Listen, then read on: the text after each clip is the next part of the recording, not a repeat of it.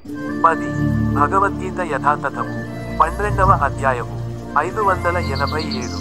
భక్తియోగము. భక్తియోగము అంటే శ్రీకృష్ణ భగవానుని విశుద్ధ భక్తియుత సేవయే ఆధ్యాత్మిక అస్తిత్వ పరమావధి అయిన విశుద్ధ కృష్ణ ప్రేమను పొందడానికి అత్యున్నతమైన, ఆవశ్యకమైన పద్ధతి. ఈ పరమ పదమును పాటించేవారు దివ్యగుణాలను పెంపొందించుకుంటారు. 13వ అధ్యాయము 611. ప్రకృతి, పురుషుడు, చైతన్యము. దేహముకు, ఆత్మకు, ఆ రెండింటికి అతీతంగా ఉండే పరమాత్మకు భేదమును అర్థము చేసుకొన్నవాడు ఈ భౌతిక జగత్తు నుండి ముక్తిని పొందుతాడు. 14వ అధ్యాయము 655. ప్రకృతి త్రిగుణములు.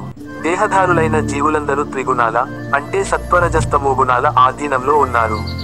ఈ గుణాలంటే ఏమిటో, అవి మనపై ఏ విధంగా పనిచేస్తాయో, మనిషి వాటిని ఏ విధంగా దాటుతాడో, దివ్యస్థితిని పొందినవాని లక్షణాలేమిటో శ్రీకృష్ణ భగవానుడు వివరిస్తాడు.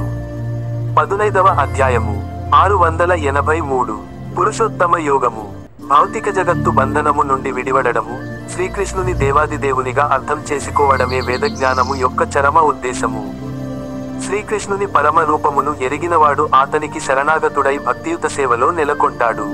16వ అధ్యాయము 711. దైవాసుర స్వభావములు. అసుర గుణాలను కలిగియుండి శాస్త్రవిధులను పాటించకుండా చపల చిత్తముతో జీవించేవారు నీచజన్మలను పొంది భవబంధాన్ని మరింత పెంచుకుంటారు.